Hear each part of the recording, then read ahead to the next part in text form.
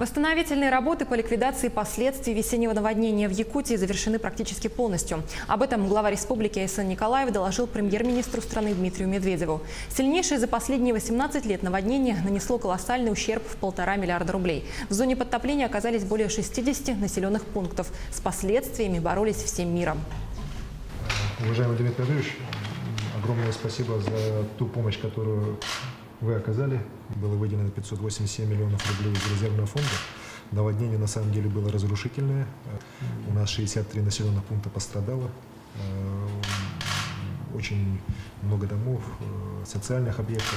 Вместе с тем, благодаря тому, что решения были приняты своевременно, как никогда рано мы деньги получили из федерального бюджета, были выделены деньги из республиканского, 27 миллионов это были перечисления частных лиц, предприятий. Помогали просто. Да, в итоге мы всем миром справились с задачей, и можно сказать, что сегодня все аварийно-восстановительные работы практически завершены. Остались буквально работы, которые как раз ждали, пока похолодает, чтобы можно было отсыпать в тех местах, куда летом невозможно было проехать. Ну, практически 98% работ выполнено. Поэтому благодаря этим всем решениям мы как раз и в зиму вошли очень уверенно. Ну что ж, очень хорошо, что вовремя средства были освоены, что все сделали, что собирались. Естественно, нужно все, что планировали, довести до конца.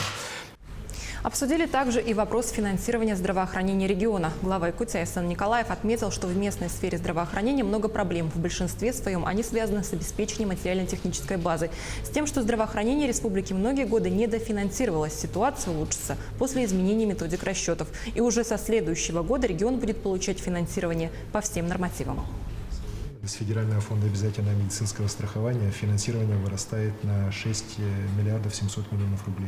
Только конечно, благодаря изменению методики. Только благодаря изменению методики. Так, и именно вот эти средства будут направлены как раз на решение первоочередных задач, стоящих перед здравоохранением, в том числе на достойную оплату медицинского труда, на решение вопросов по лекарственному обеспечению.